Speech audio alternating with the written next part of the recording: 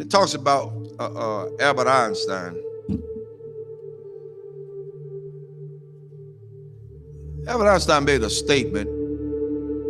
He says that I'm not interested in the phenomenon or that phenomenon. Einstein had said earlier in his life, I want to know the thoughts of God. The rest are mere details. But as he lay there dying in the Princeton hospital, he must have understood that these were secrets that God was clearly keen to hang on to. You know what the secret is? Love. Love. Love.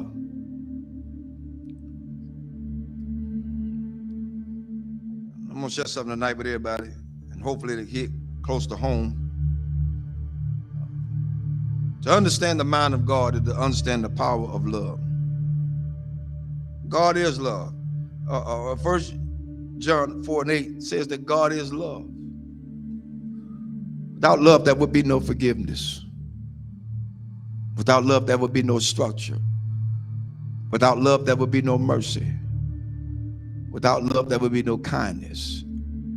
Without love, everything else would go completely out the window. I learned this week.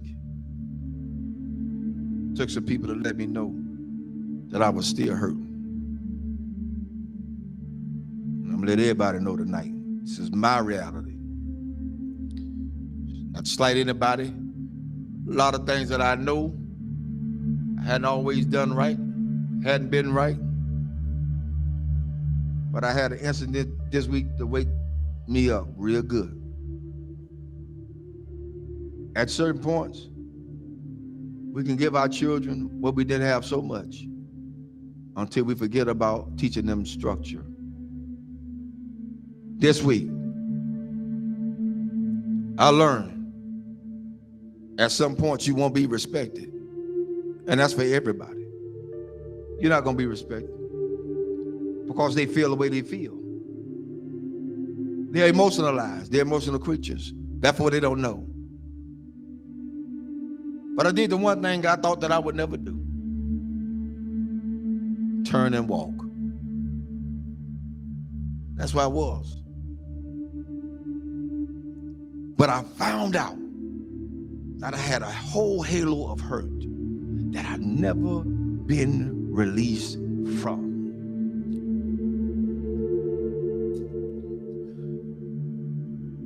My respect factor has never really been known because I never got it. Never got it. People say they respect you. Say they love you. Where is it? One of the things we got to realize is what we train our children to do, they're going to do it to the fullest extent. If you let them be into your business as adults, then they're going to have all rights and privileges to say what they want to say, not knowing the outcome of what could be. But I learned something. Even though I went through all that hurt and I'm still hurting, that's all right. I don't mind it. I'm going to go through this thing.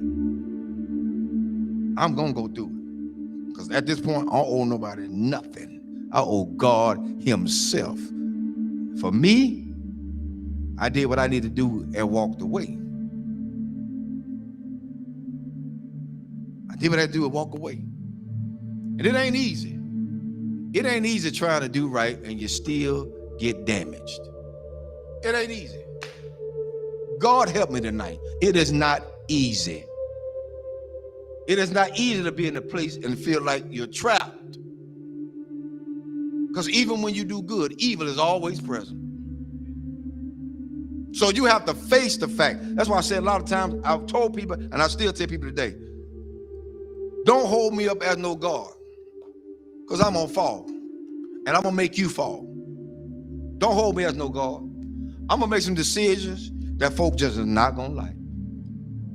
I'm going to turn over some chairs and some tables that people are not going to even be able to imagine that, whoa, the Reverend did that. Oh, yes, because I'm human. I'm human. I'm human.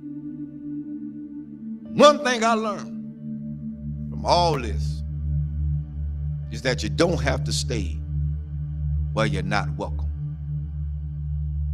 Thirdly, I ain't studying nothing nobody say. I came in this world alone. I'm gonna die alone. So you got to stand for yourself. I'm teaching my children that now, and I'm teaching them that from a distance right now. Because what could have happened didn't. And I love all of them. I love everybody. I love everybody.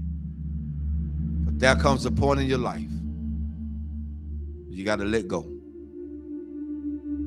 You got to let go. How long do you have to put up with a lot of stuff? You did your part. You did what you can do. Now it's time to let them go. A lot of parents out there suffering now, and I'm telling all parents out there now, you done did all you could with your child. They're in their adulthood. They think they know it all. They done seen the world. They got more sense than you. Let them go. Release them in the Lord's hand. If you get in the way, you get in the way of God's hand. Get out the way. Because whatever God got for them, that's what he's going to get. Well, that's how it is. Children shouldn't be involved in the parents' business. Amen. I'll say it again. Children should not be involved in their parents' business. Whatever go on between those two, that's their problem. Not the children. But the children are affected by it. But guess what? It's up to those parents to sit the children down and talk to them together, not apart. Together. Together. You want to stop a whole lot of confusion? Talk about it together. You don't want to break down the communication? Talk about it together. At this point for me going forward, that's what we're going to do. And if they can't do that,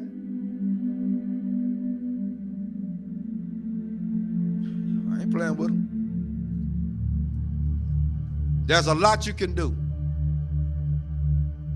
And God help me. I'm strong as an ox. But the Lord is a protector and a shield from everything. And Lord help me, I got the scars to prove it. Cried many a days. But I ain't got to cry no more. My mind's made up.